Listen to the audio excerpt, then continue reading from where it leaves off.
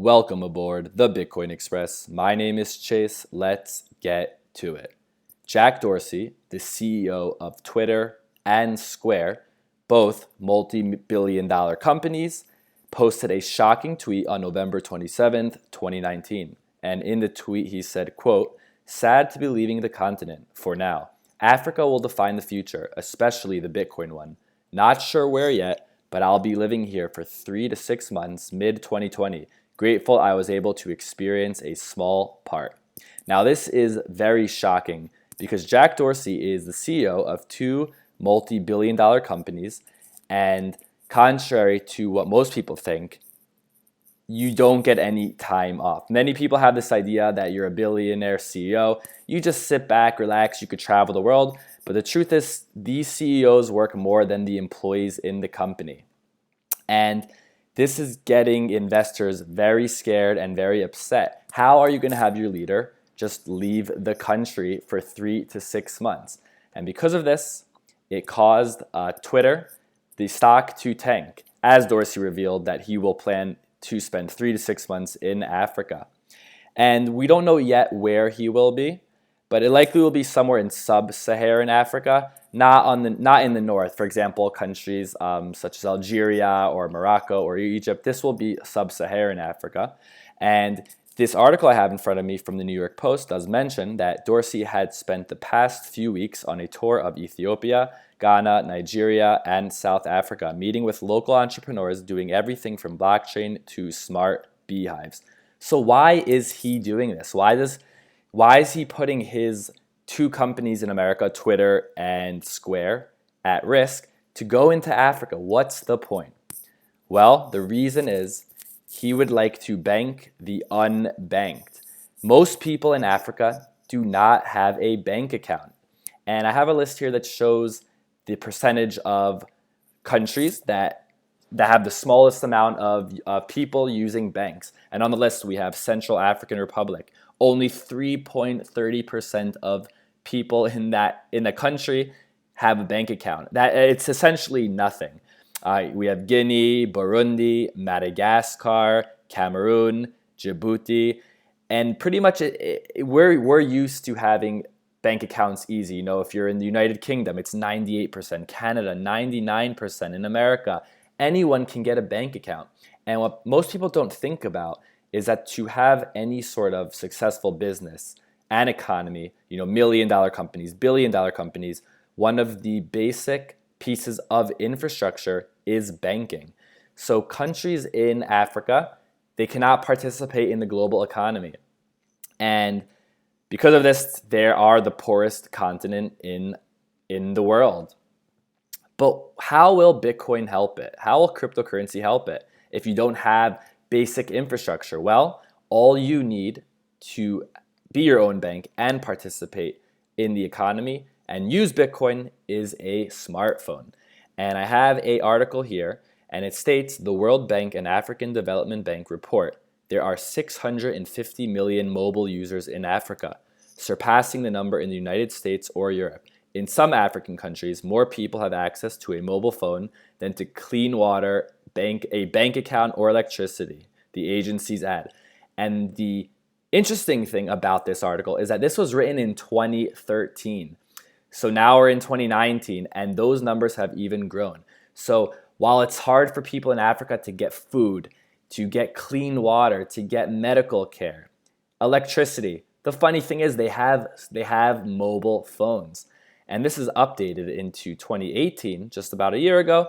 And this article talks about the reach of West Africa's mobile money sector is 13 times wider than local banks. So this is more specific to a region of Africa. And because there is no banking in Africa, because businesses can't grow, well, that's how you get the poorest continent in the world. Over here, I have a list of the poorest countries in the world in 2019. And I'm going to let you guess, out of the countries on this list, how many do you think are in Africa? I'll give you a couple seconds. You probably got it right, all of them. Look at this list over here.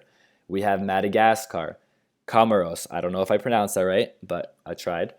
South Sudan, Liberia, Mozambique, Niger, Malawi, Democratic Republic of the Congo, Central African Republic, Burundi. So they're all African countries.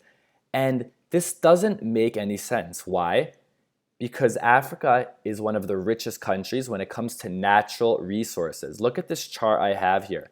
Africa is blessed to have so many natural resources in their land. They have gold, they have oil, they have coffee, they have copper, and of course, as we all know, they have diamonds. How could it be that a country with so many natural resources is the poorest, or a continent with the most natural resources is the poorest continent in the world?